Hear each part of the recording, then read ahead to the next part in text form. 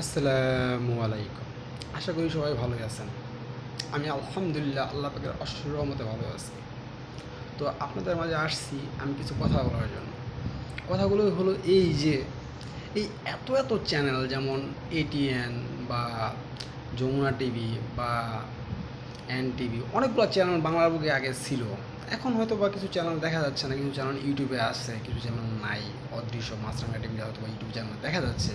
তো এরা যে অনুসন্ধান করে অনেক কিছু বের করছে, অনেক টাকার সন্ধান আপনাদের দিছে। এই সমস্ত টাকা বাংলাদেশ সরকার চালিয়ে আনতে পারে না? পারে, কিন্তু করে না। কি বাংলাদেশ সরকার দেখে না?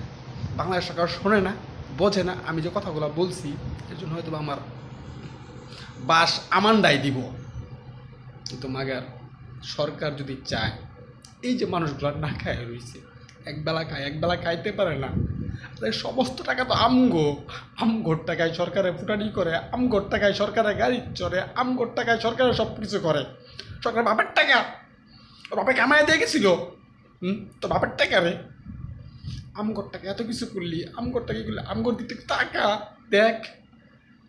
আমার তো গরিব রে, মারিস না রে, এই গরিবের বিষয়ে বাঁচবি না তোরা।